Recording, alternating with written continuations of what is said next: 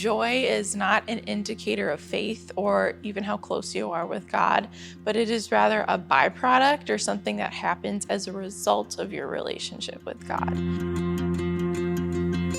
So, we wanted to talk a little bit about how some people view Christianity versus what actually happens when you build a relationship with Christ. And something I've noticed that a lot of people in the faith believe is this pillar of joy being an indicator of faith. Joy is not an indicator of faith or even how close you are with God, but it is rather a byproduct or something that happens as a result of your relationship with God.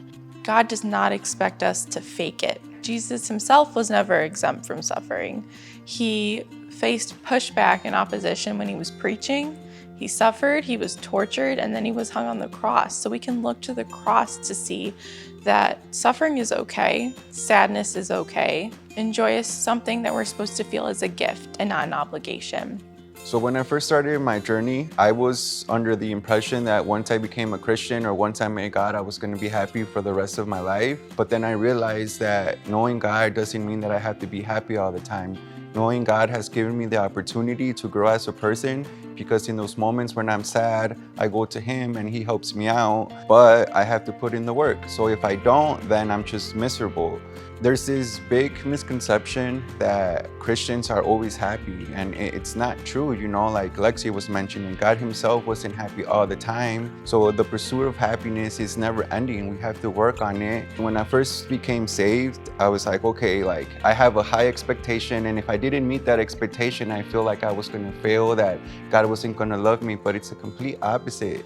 I'm able to change my behavior because of the grace that God has given me. So like I said, every time I fail, every time I get out of line, I just take a moment, I breathe, I pray, and he answers, and he's like, hey, it's okay, just keep going at it. Because I have bipolar disorder, I often go through months at a time where I'm feeling really, really depressed. And I'll feel lonely and hopeless, even though I'm not lonely and hopeless. I just feel that way from an emotional standpoint. And it's caused from a chemical imbalance in my brain. And I still can feel instances of joy when I'm in that kind of state of mind. And I can also praise God when I'm feeling depressed. But I've also learned that when I'm in this state, it's okay to just feel what I need to feel. I don't have to pressure myself to feel joyful or feel a certain way before I get in the presence of God. I can just be with him. He can give me strength. He can give me love in the midst of it all. At the end of the day, I've learned that suffering brings me closer to the heart of Jesus.